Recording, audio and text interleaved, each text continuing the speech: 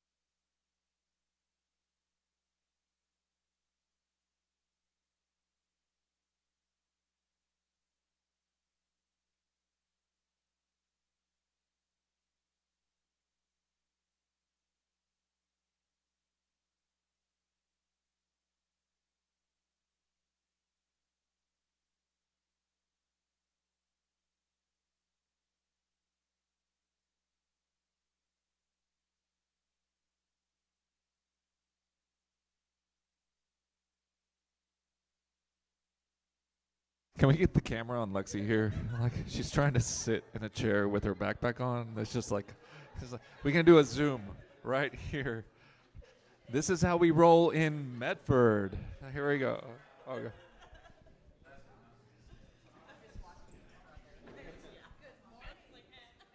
Hey, Skip, how are we doing on time for the live feed? We doing good? Okay, you can put it live.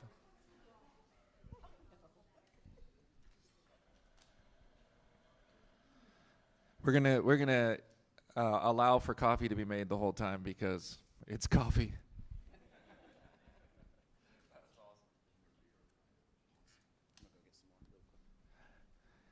That was his bad side, so I'm gonna go over here and help him out. Welcome to day 2, technically day 3 of AcuityCon, everybody. Thank you for everybody joining remotely that can't see us because David's doing his rah-rah hands. That was your better side, I decided.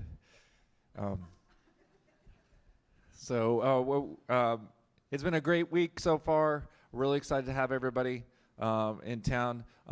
And I wanted, for those of you that haven't met Josh, this is Josh. Say hi, Josh.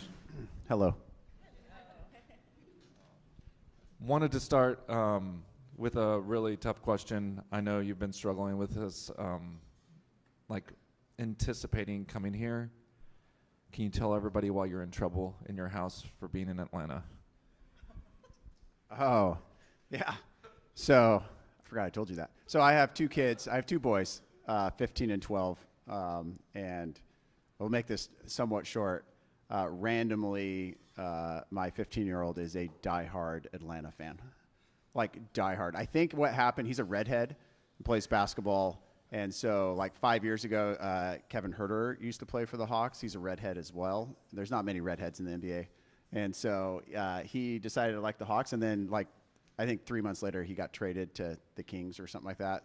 Somehow it just stuck. So my son thinks anytime I go to Atlanta, even if I'm just connecting in Atlanta, I get in trouble for not bringing him to Atlanta. As it should be. As it should be. So all's right with the world in that. So give us an update. Last time you talked to us, you were coaching the kids' teams. What's going on in the sporting news in your household right now with the boys? It's a fairly light fall. My 15-year-old runs cross country. Both my boys play basketball, but that doesn't start till November 1st, so that's great. And my 15-year-old now is a 9th grader, so now I've offloaded having to do anything on him and put it on the school, which is great. High school takes care of that. But my youngest is playing football for the first time ever. That's been interesting. So, but right now it's pretty casual. They're playing school sports, and we're gearing up for November 1st. We start club basketball. Okay, that's the important stuff. This all started like you get to be patient zero, right? For Soren, took about 9 months to put this together. It felt like.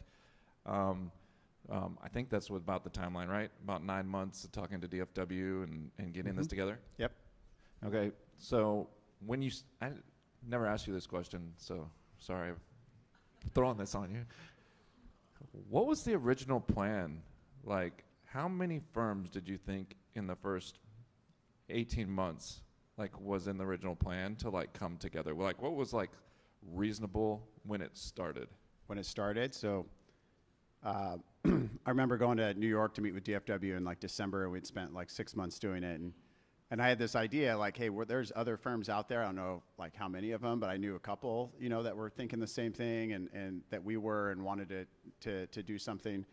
But I remember getting a lot of questions like pointed at me by the investment committee, like, do you actually think firms are gonna come on board? Do you think others are doing this? Like, we don't think you're going to be able to do it. And we put together a 5-year plan that by October of the following year, we were already past.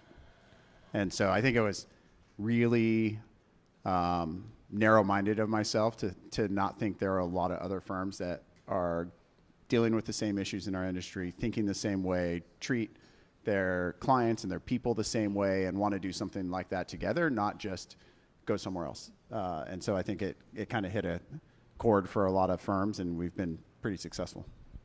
Yeah, you and I are similar in that we really believe in peer groups.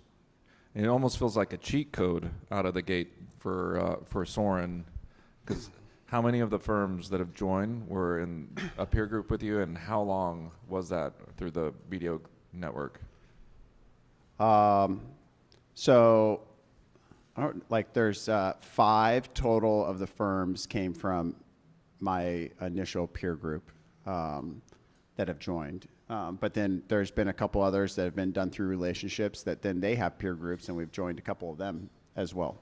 So almost everyone in our firm is done through some sort of relationship. Not almost everyone has.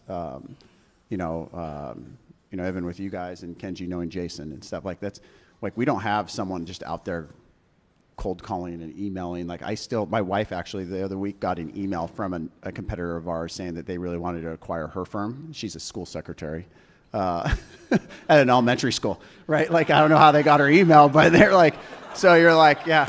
So it's, Did you tell her? It's like, oh, I've got a price. Yeah, it's like just $3 million, all cash. I'll make the deal right now. So it's just, we always tell people that it's highlighted. Like we don't, like Jason is our corporate development guy. That's it. Like we rely on the relationships we all know. For us, what we think and our vision and what we're doing, that's important to start with the relationship, not just with someone who's sitting there. So we always like to start there and then go from that direction. What made you crazy enough to like make Acuity part of the mix? What put you over the line on that? I mean, because we didn't have we kind of knew people, but right. We were at a broader conversation, right? So you guys were a broader conversation. I think Jason did a phenomenal job at selling Kenji and how awesome he was. And suckers. Yeah. And then we came down, right? How'd that work out? Yeah. So here's Matthew and Lisa. And then we came down. I remember Cheryl and myself, and there were several of us that came down to this building and met with you guys and as we were going through it. And I just think at a lot of our firms, the CAS department is probably one of the smaller departments that we said, so they probably didn't get, I don't say probably, they did not get the focus they deserved for years probably in a lot of our other traditional firms. So that was what was really attractive about joining forces with you guys is the passion and how much you love doing what you do and then be able to support and bring everyone together to have that kind of camaraderie that, the traditional CAS practices in the other firms probably deserved 10 years ago. But, that was one of the big things for us. So you and I get to be on the front lines of like adding new firms and thinking about, like who is acceptable for us to like add to the mix and how do you think through that? And how are you thinking about like what would be impactful and additive to the group right now? So we look at a couple different things when we go into a firm to look at it. First starts with kind of what their culture is. How do they treat their people? What do they look at their clients? How do they treat them?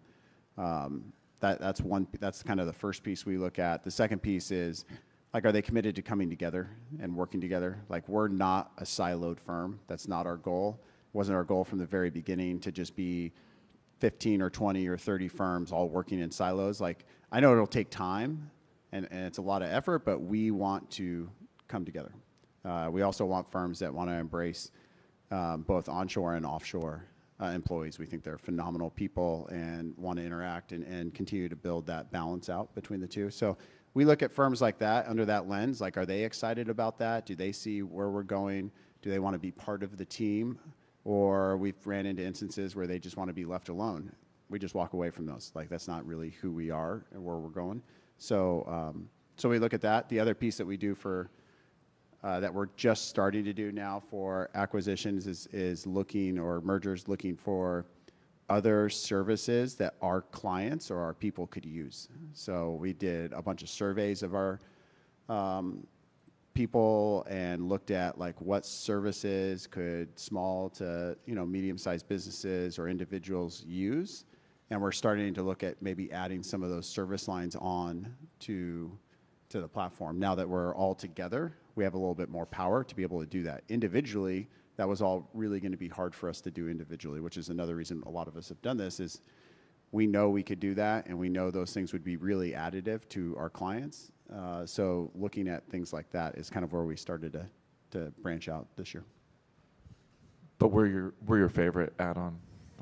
Absolutely. That's what I thought. When are you going to St. Lucia?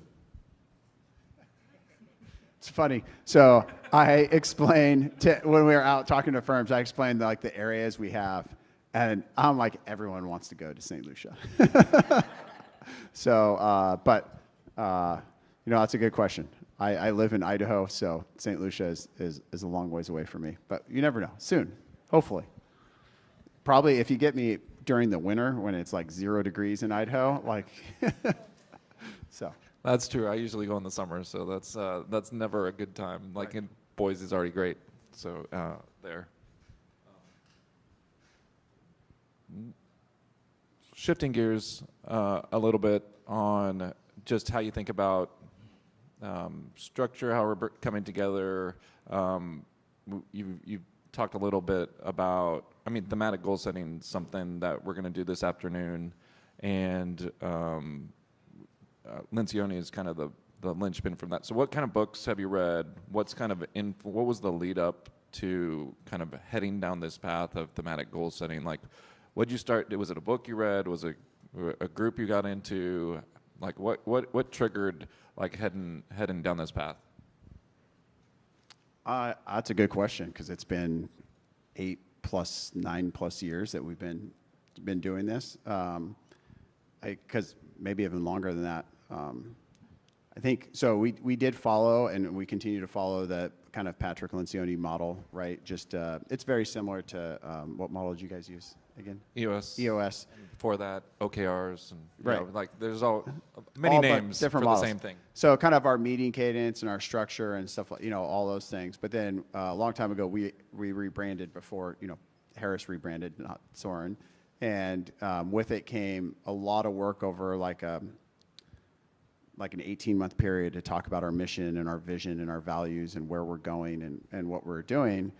We actually used Upstream Academy and There's a firm program called High Performing Firms that you over an 18-month thing, you did like a 2-day strategic planning meeting, but you did it every 6 months or so. You kind of broke it up in sections and set goals and tried to accomplish it because a lot of times you go through a strategic planning meeting for 2 days as a company, and then you walk away and it just sits there, right? You made some cool acronym that sounds really fancy, and then it just dies. But we had spent a ton of time over almost 2 years and working on it, and we didn't want to let it just die on the wall, and just sit there. So we tried to think of ways that we could get the whole firm to work on it, because it also doesn't work if it's just the partner or just the president or whoever working on it. It needs to be both directions, right? Because it's our entire kind of personality is what I call it. And so at the time, I probably had read The Advantage, which is a super boring. Patrick Lencioni writes these business fables, which are easy to read. There's actually a book he writes. It's just a business book, and it is boring. Like if you like really boring. Yeah. But they had this thematic goal thing, which was just kind of an interesting topic that he had. It was not really targeted to work on your values. It was targeted for a leadership team to work on something that needed to get solved like immediately over the next 2 months. But we thought, hey, we can take this idea and change it. And if we're going to tell everyone we're committed to being improving on our values each and every year, well, how are we doing it?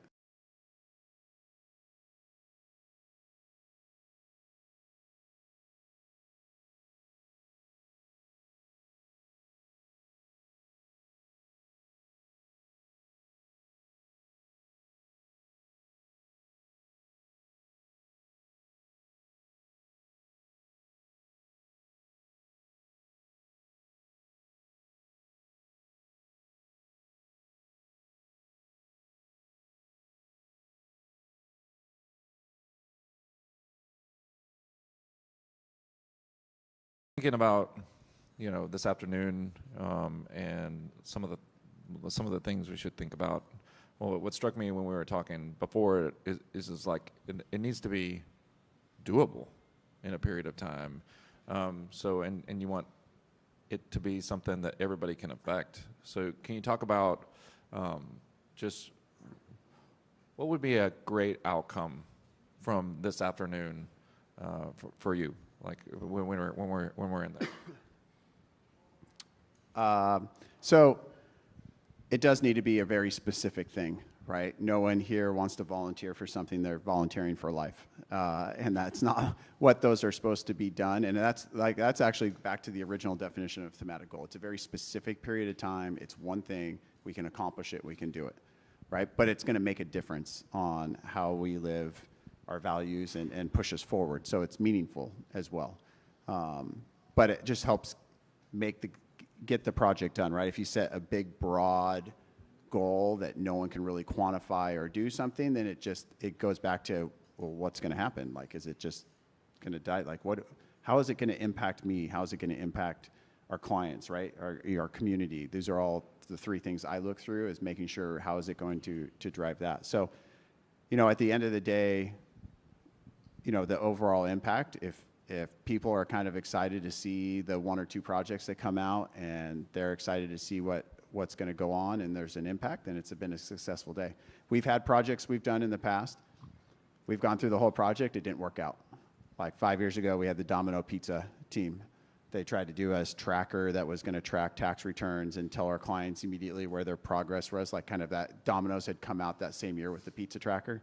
Yeah, no, that was way beyond what we could do. And we had some system limitations, but they did it. But then we ended up shifting gears in the middle of it and saying, we're going to work on some communication with our clients and how we do that. So it was successful. So it's not the unsuccessful piece is if you leave here, there's no projects and they don't get done, right? Whether they succeed or not succeed, at least going through the process is the most important part, because you learn something from that. And that's if you leave today with one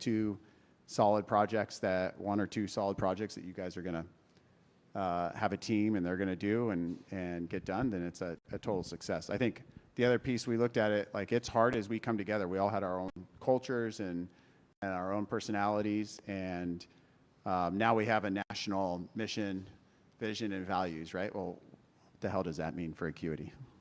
Yeah, right? What does that mean for Harris? Like, right?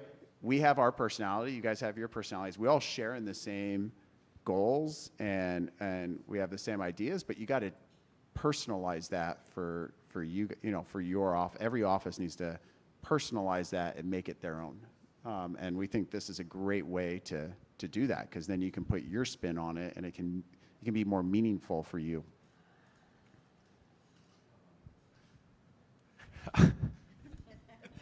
I always like, I'm going to make him sweat now.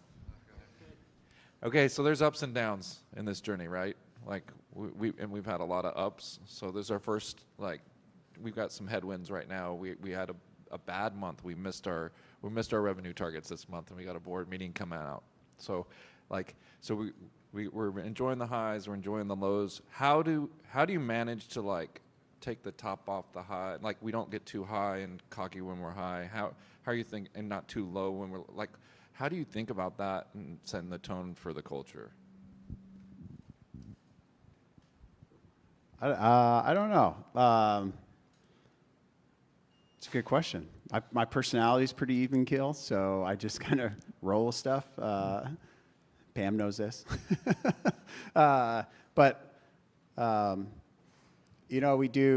We try hard, at least kind of, we'll call it the corporate side or something like that, to try and even things out and just stay steady.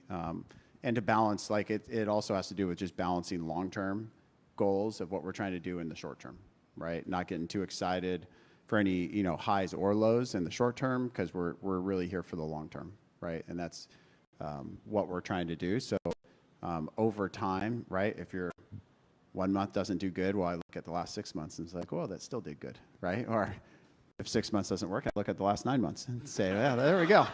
Or I forecast out the next 3 months and say, look at that, with the forecast, we're back on track. So,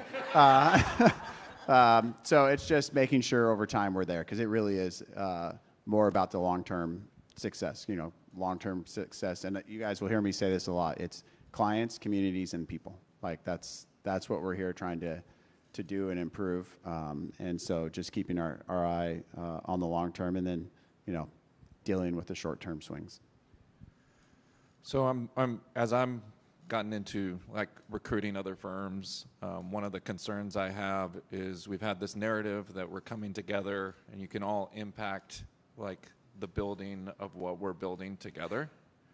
When we fast forward 18 months, like most of the tax process is baked, most of the accounting services process is baked, audit process is baked. How do you think that will change? Like, how are you thinking about changing that narrative? Because I'm already feeling like we're headed down a path in a lot of ways, and I'm worried about being inauthentic to other firm owners and other firms out there, like that they'll have the same impact on setting the tone. They already don't get to do the values exercise, right? That was a core thing for our team. How are you thinking about that? Yeah, so I mean, we're very upfront, so we share what we've done so far, but we have a lot left to do. Like there's more than 18 months left to do, and when we get to 18 months, there'll be even more left to do because we'll always kind of strive to continue to improve. So, I still, can they not be part of the tax process, right? Like, CAS is implementing carbon, so like, are they not going to really have us? Like, yeah, they don't have a say in that anymore, but there's a lot left to do. There's a lot left, other things we're doing, and once we succeed in that, we'll probably pick, a new project or a new, something else to accomplish. So I still think there's a lot of opportunity for people as we're coming together. Like we're not going to create everything overnight. So there's a long time. I get what you're saying about like some of this stuff, and we tell them this is where we are. Like even 18 months ago, right, we had no software kind of tech stack and stuff like that. Some of those decisions have been starting to be made. We still actually have some that haven't been made, but they're down the road. So we're upfront with them, and we tell them that, and then cross our fingers and hope they use the same software as us. But but then there's plenty left to do. There's every national practice has a whole laundry list of things they would love to accomplish. Right, but there's only so much you can do and tackle. So I think future firms will still have an opportunity to help us kind of form what we're trying to do. When we talk about big projects, the one that we accomplished this year, the values exercise, kind of sticks out like a sore thumb to me. Can you talk a little bit about your favorite parts of that? Any unexpected takeaways? How you feel like it came out? That kind of thing. I was pretty excited with the response. Usually when you do surveys, you wonder how many people are actually going to respond. So that was the first part when we were getting, I forget what it was, like 500-600 people or something like that responded to those surveys. That was great. We did the workshops afterwards. I know Jim did a bunch of those. I think we had 80 some odd people participate in the workshops, which was great. So there was a lot of work and effort put into that. With a little bit of a timetable as well, because as we're rebranding and going through the name change and stuff, and the website, they were on us for like, well, we kind of need who you are, like what are we going to write on this website if you don't have a, so we were trying to press, and it was during, January through April, which hits everyone's busy season. Doesn't matter what department you're in, you're busy at some month in that time frame. So that to me was really cool that people wanted to participate and help do it. I was nervous that we were just going to get crickets, and that's not what we wanted. So that was pretty cool. Which of the values like stands out to you as like, oh, that hits home? I'm glad we got that one in there. Yeah, I don't know if I have one. Like impact has always been a big one for me, but they're all important. It's hard. Like the value piece for me is hard because they're both like if you pick one, then the other one, and then it's like, well, you gotta have this one to make it that. Like they all kind of go together in my mind. So that's what it goes. I'm excited about how we're going to use them, down the road in the future. I know like one thing that that I'm going to push for, but we'll see. But Harris used to always do with our old structure is like when we onboarded clients, we used to make them sign a little, like we'd send them this little thing and it would show, here's our values, here's what we represent. This is like, we want you to click this box and sign it. We put like other details about onboarding and stuff like that in, but it's like, we want to share, like I love sharing the values and the mission and the vision with our clients because I want them to be bought in with us. I think that's important. You know, and implement it. We go through a client inventory process every year where we look at our clients and make sure they fit. One of the big pieces is like, do they still fit our values? Like, are we, you know, do we have clients that match who we are? Because we've all probably worked with a client that don't, and it's not enjoyable. So just continuing to put them in place and let them work through the system and see them come up, I think is going to be exciting. We called it the people pain index at the service line leaders. Like on Monday and Tuesday, we were like, oh yeah, you can take an account for the people pain index on that client. Okay, let's make sure we're doing that. So I thought I'd open up also to some questions from the audience, since this is a fireside chat. So I don't know if anybody, since I'm putting you guys on the spot, be thinking about that, or anybody have anything off the top of your head? Ravia. Is there a cap on the number of firms that we're going to merge with? Like, this is the maximum number of firms? Is there a cap? No cap. But I will tell you, like we are selective. We've said no to a lot. Like they really do have to fit who we are to do it. So if I mean, we've got opportunities now we're talking to and looking through it. If we really believe they're going to buy into who we are and where we're going, then we'd love to talk to them. So there's no cap. It's just making sure we're protecting, you know, our overall culture and vision as we bring firms in. We call it clunkers. Like we don't want a clunker. We've had 15 so far and not one. 15 clunkers? No, not one. Not one. 15. I think 15 firms have come on board. Not one has been a clunker, and we just want to keep that, you know, knock on wood or whatever, keep that streak alive because it's important when you're trying to do what we're all trying to do in this room. We all need to be going in the same direction and working together. And if we get one that doesn't, like that's not good. So that's going to be the limiting factor. So. What are some other initiatives that Soren's taking to make us be we, you know, the we mindset to bring all the firms together? He missed my talk yesterday. Yeah. So, you know, like on the practice side, you know, the national practices were meeting earlier this week. They're doing a lot of things to come together. On the corporate side, there's a lot of things going on as well to bring us all together. There's just some barriers, right? Like there's technology barriers. They're getting it, and we've done a lot. Like it's amazing if you look around in the market and other companies that are similar to us, they haven't come anywhere close to the integration efforts that we've done so far. The team that has been on part of that has been unbelievable. But we still have a ways to go, right? There's still some limiting factors. I mean, to be honest with you, one of the big things that our original plan is this name wasn't supposed to come for like another 5 years. Like that was going to be the last thing we did. And then as we started working together, like it was really hard introducing someone else from another office to a client and saying, well, trust me, we're the same firm.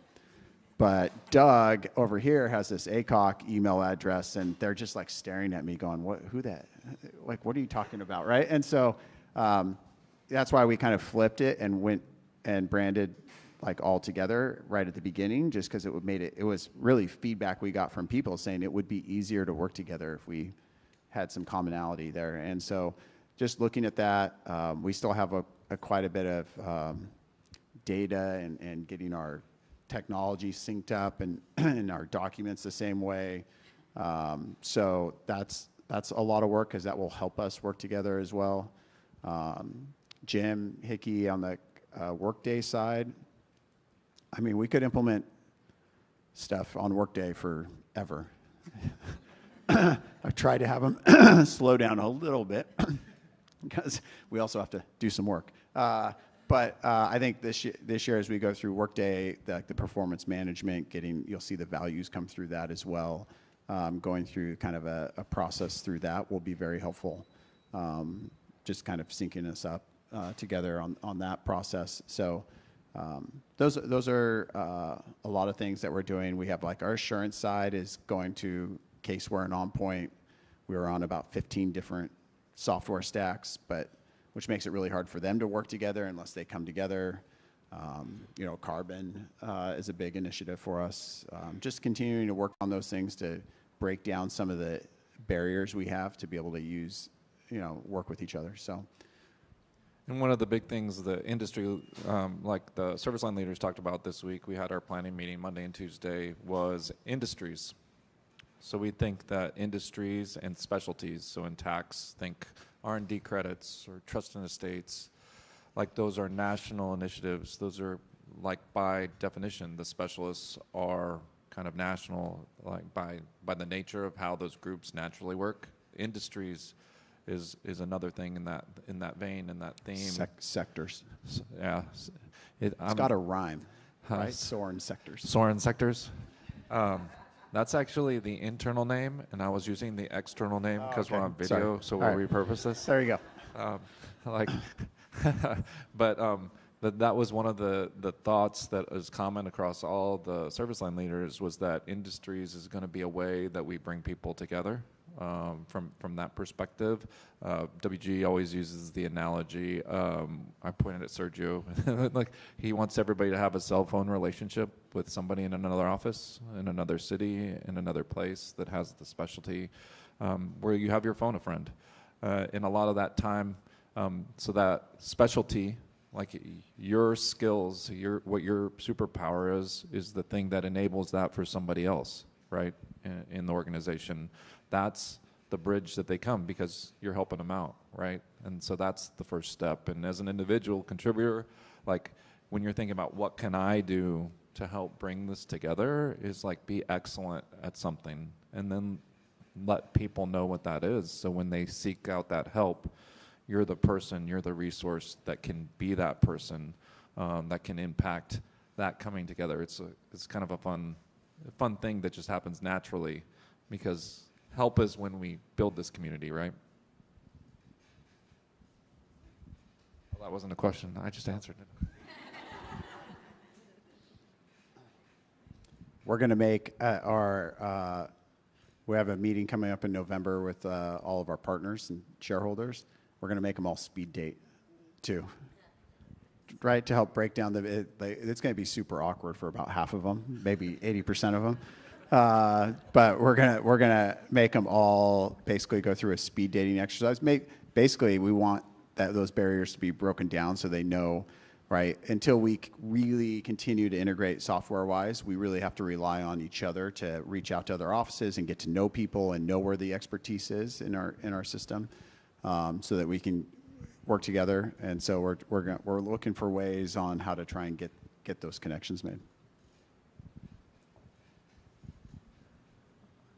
I'm going to throw you under the bus here. Okay. How come you keep making me slow down on everything we're doing?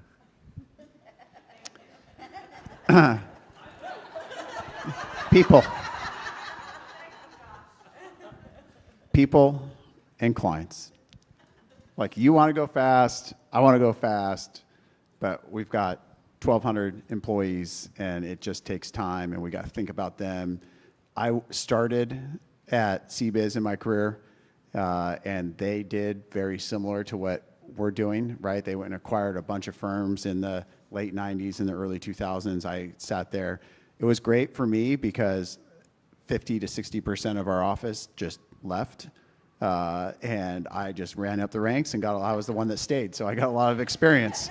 But that's not what we want to do here. Like, we care about our people, and so we have to look through.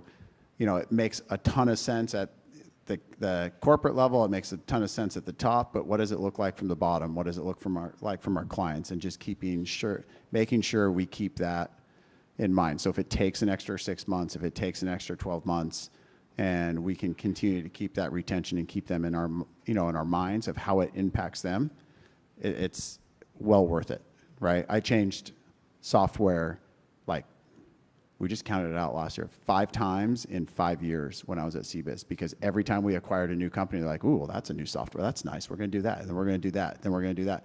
Compared to when we first started this, I was like, when we make a decision, we hope that it's going to be a long-term. We're not going into this just for the next 12 months. We're going in this for a long term. So let's implement a system. Let's make sure it works. And like, you don't implement software in 2 months. You implement it over time, and you see what worked and what didn't work, and you refine it.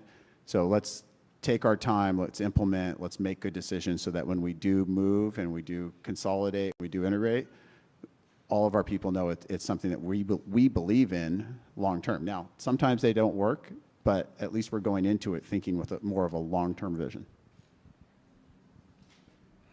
Is that not the answer you wanted? Oh, that's the answer I wanted. No, it's helpful, for all of us. Like, a lot of us ran our own firms, and like, there's just a pace that's helpful to go at. And it's just, it's a superpower of yours to like help calm some of us down to do that. So it's the opposite of what I expected when I came in, which is why I was asking the question to you, because I expected this big push to like change, and the only thing you've told me is slow down, and be thoughtful. So I thought that was, and I get to see that, and Lisa gets to see that, right. But they don't get to see that. It's been funny. Almost every firm that's come in has been like, during the process of like negotiating and doing all that stuff, they're like, don't change anything, don't change anything, don't change anything. Then we sign, and they merge in, and the CEO or the managing partner or whoever comes in, they're like, all right, let's just change everything. I'm like, whoa, like, did you talk to the other 56 people in your office? Did they come and raise their hand and say, well, I want to change? Well, no, it just seems like a good idea. I'm like, okay, well, here's what we're doing. We're thinking about them and the process that we're going to go through, and taking some time is going to be a good thing. What other questions you guys have? You're going to be on TikTok now, just a second, just so warning. Are there any plans for a big SorenCon 2026? SorenCon. Are you seeing the light? Yeah. Is what they're saying. So this year we're having just like an annual meeting for partners, and that's in November. That was like our first. Most of the other firms did not do something like this, which is really cool. I think we are thinking about expanding it, making it kind of a multi-day thing, taking what you guys have done here for AcuityCon and having tax and having our different national practices do it and kind of combining it all into one. But we'll see.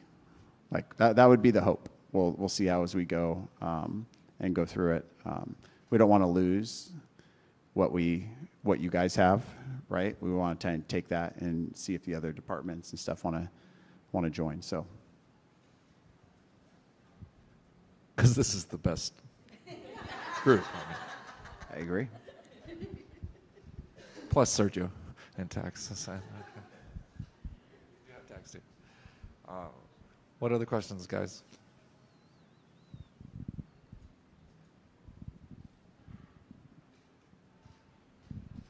You got him on the hot seat. My biggest takeaway is that Josh is going to be my cell phone friend to calm down Matthew. I have kind of 2 thoughts that I think would be helpful. When you think about the vision of Soren and the acquisition and merger strategy, it's been primarily focused on financial adjacent firms, accounting firms, wealth management, that kind of thing. Do you see Soren expanding out to HR services as part of that strategy, or IT services? Yes.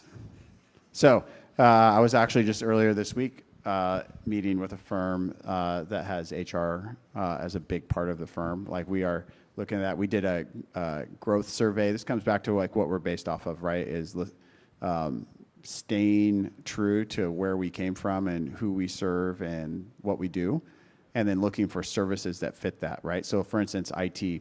we've had a couple opportunities on some IT firms, but they're not focused on our type of client, so we've passed on them, right? So, but we've started to look for through that survey that we did, and we got a ton of responses. We started looking at like what services, kind of adjacent services that we could do. So, on the tax side, one thing that came through is like research and development credits, cost segregation studies. We're under LOI right now with a firm that provides that would be additive to us. We also came through it was HR and IT were like the other two most popular things.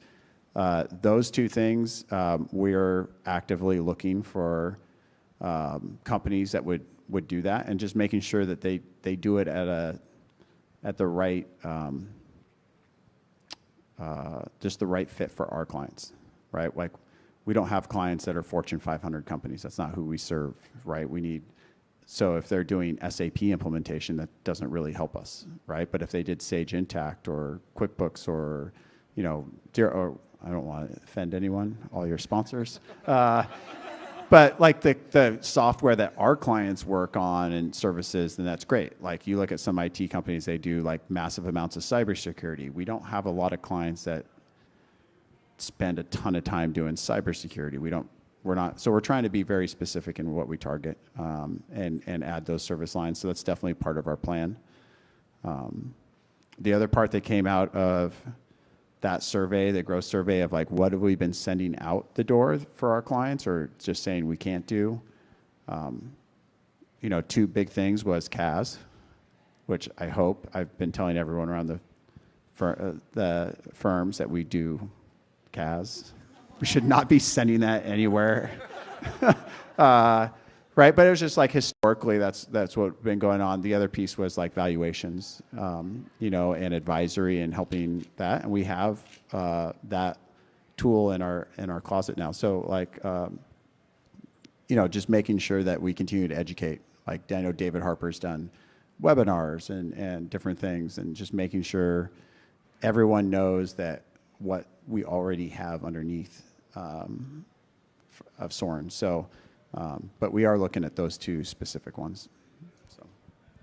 Second question for my very remote team, who's now paired up kind of with in-office resources. Can you speak to a little bit about how you're thinking about Soren and using remote workforce versus in-office presence in local markets, and why it's important? So, I mean, I look at it almost all as one. Right? For me, it's all there. Part of there's kind of two pieces of it. One is just kind of workflow, right? Like, so we're still not at a point where we're integrated where we can just say, oh, the work can be done anywhere. So we still have offices. Even though Acuity is a remote workforce, we still consider it an office, just a remote office, right? And so, but that's just because that's the workflow. Like, as we continue to come together, we can continue to share it and break some of those barriers down. The other portion of local offices is just in some of our communities, that's they want to come in and see someone. They want that personal connection. Some clients are perfectly okay doing that, online or remotely. Other clients like a physical, meeting in person, and we want to do both. So I think that's why both are important. But in my mind, we always just try and treat them all together. And it's the same attitude I have with like our offshore staff, right? To me, it should be no different than if their office was right across the corner, right? That's how we treat people, and that's the way we try and work together.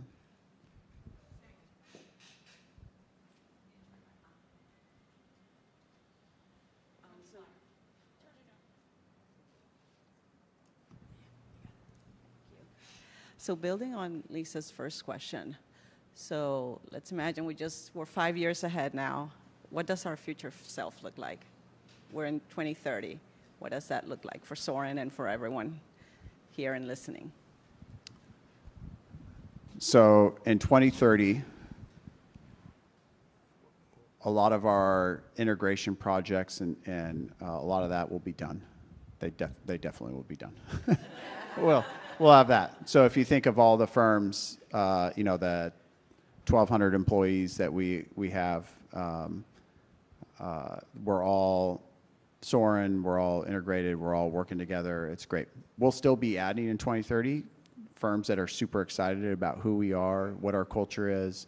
They want to be part of our team. So we'll still be bringing on people and firms to join us, but we'll definitely be fully integrated, and we'll continue to, like we started with IT and HR, looking at those.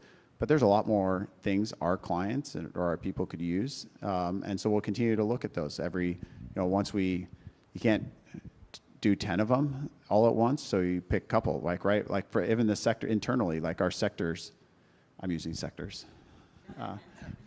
Industries. Industries, right? Like there's 15 or so when we look at our client database right now, but we can't do 15 sectors all at once. So Heath is doing a great job, and we picked 3, right? We picked construction, real estate, we picked healthcare, and nonprofit.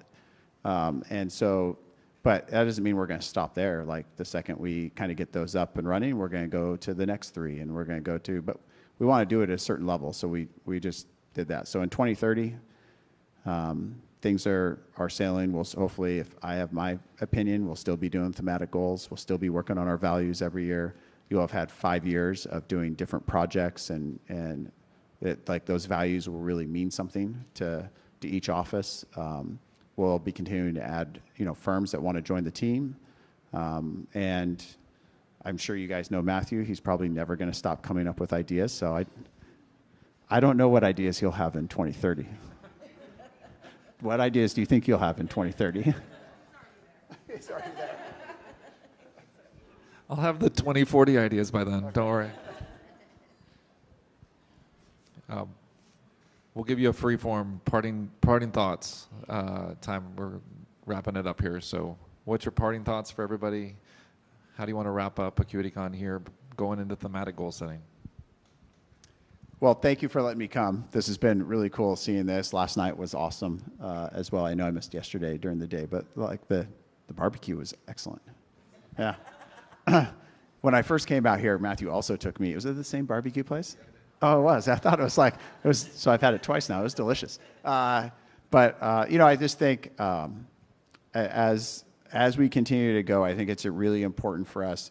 Like our event in Nashville is what is it called? Rooted in Legacy and the Power of One. Like we're trying really hard as part of our vision to stay focused on who we were, where we came from, and like we're all very similar, but we're also different, and making sure we don't lose that, because that's really important for us. So as you go through, I think the thematic goal process, and Matthew's already told me it's a crappy name and we should rename it and like all that, but I'm not the name guy.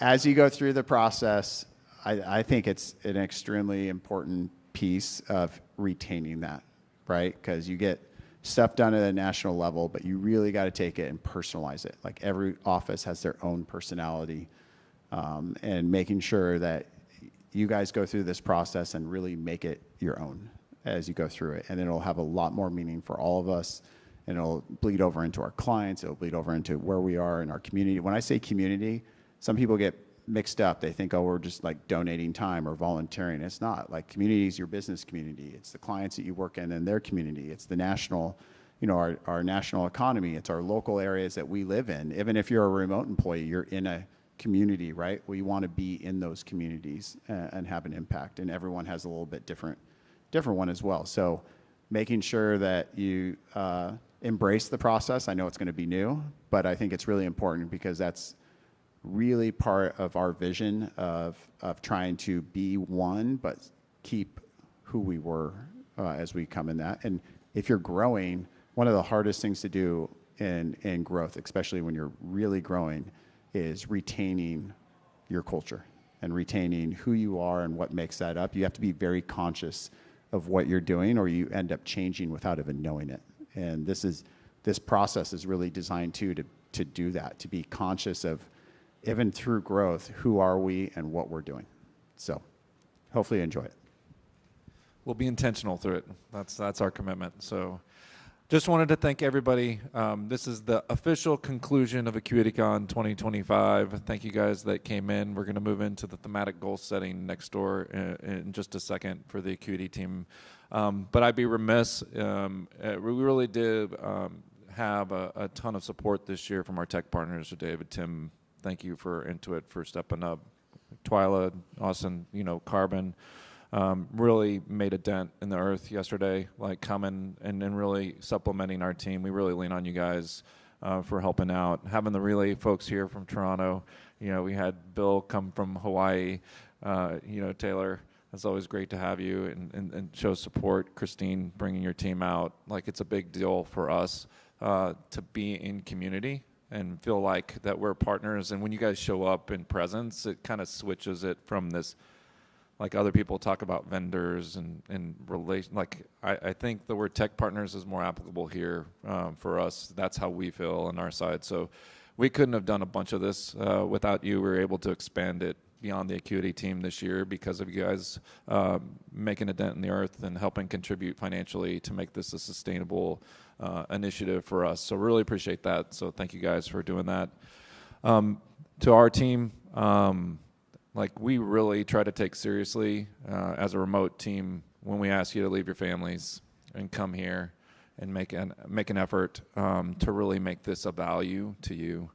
So hopefully we achieve that goal again this year. Hopefully that we were able to meet that commitment to you guys for creating value when we create this time when you get to leave your baby with your husband for the first time because you take a red eye to do it, or like whatever that is for you personally, and that commitment on being here, and that commitment, hopefully you felt it returned by us by trying to create a thoughtful experience to add training this year to the first part of the day, which was Lisa's, like, we've got to give more, like when you come here, and adding the training the first day and having Carbon come in and help with that was a big add. We try to get better every year for you guys, and we just thank you for your commitment, and we honor your time when you give your time.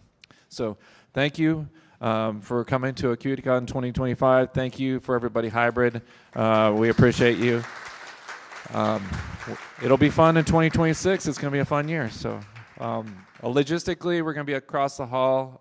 There was a breakfast wrapping up over there. So we have until 10 o'clock to kind of mill around and say goodbye to some of the tech partners. We have this room, if you're a tech partner or if you're from out of town catching a flight, we have this room to work. We've got the phone booths to work as long as you need today.